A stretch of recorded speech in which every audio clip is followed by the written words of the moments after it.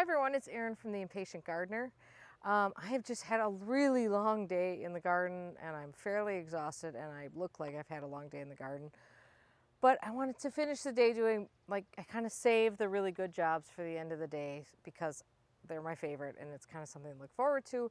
And that is container planting. I love planting containers. So I'm going to be planting up the large container by our front door. This is a container that we made a few years ago. I will put a link for you if you want to see how we did it. It's actually holding up really well. We had it lined. We had a piece of steel, a steel box made for the inside of it to line it with, which certainly helps. But I'm going to show you what's going in this container. So first of all, it's quite big and I'm not putting in a ton of plants, but that's because some of the plants that are going in here are sort of space hogs. And the first one is, this is vertical grass. Now I've not grown this before. It says on the tag here that it's going to get up to 4 feet tall. I've seen it taller than that. So we'll see what happens, but it gets kind of big, thick, strappy leaves that sort of flop, which doesn't sound all that attractive, but it's kind of different than your usual purple fountain grass. Around that, I'm going to be planting, this is Bishop of Dover Dahlia. I bought these as tubers and have been growing them out in pots. I start all my dahlias in pots. And this is kind of a dark foliage. I think the foliage should get darker as it gets in more sun and as it develops, with a single white flower with just a blush of pink on it. I love the singles. They tend to flower a lot more than some of the bigger dahlias do, and if you keep deadheading them, you have flowers all the time. So I think that is going to be really pretty in here, and hopefully if the leaves darken as they should, that should reflect the color of the grass. I'm also putting in, you know, a good old, and this is almost a good old-fashioned standard these days. This is Bordeaux Supertunia. I thought that purple would just pick up off the little pink tones that might come out in the dahlias and the purple in the grass. Hi, Dorothy. Around the, I'm also going to put in, just for a little brightness, I'm going to put in this Helichrysum Licorice, lemon licorice vine, I think it was what they call it. A few of those just to kind of spill out over the edge and provide a little bit of color. And then the only other plants I'm going to be putting in here are this white Gara. This is Stratosphere white Gara.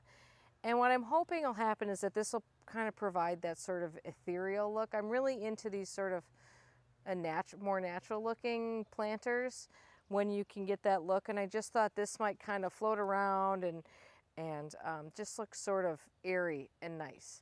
And so that's got a white flower with just a little bit of pink on it as well. So that's that. I don't expect this container, by the way, to look like much for at least a few weeks. These big containers, sometimes you plant them up and it takes a while before they really grow into things. So I don't think the after is going to be all that impressive, but I do think it's going to look great down the line. So here's where we're planting up.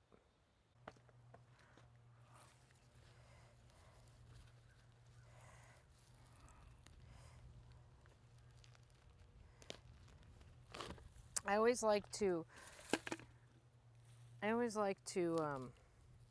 arrange the plants before I start planting them. Otherwise I end up pulling them out and replanting them. So might as well do it that way. Also, I did not put all new soil in this pot. First of all, I have a very large nursery pot in the middle of it, upside down, which I use to fill up a lot of space. And then I took out about maybe a third of last year's spent soil and replaced it with fresh for this year.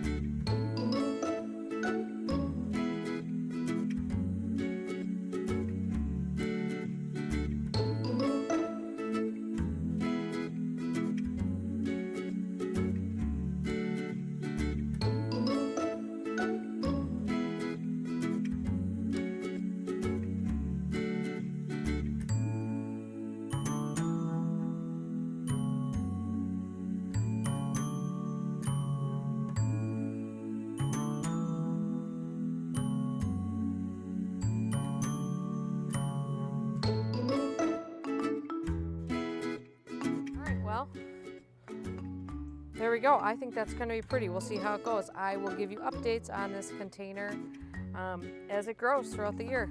Thanks for watching.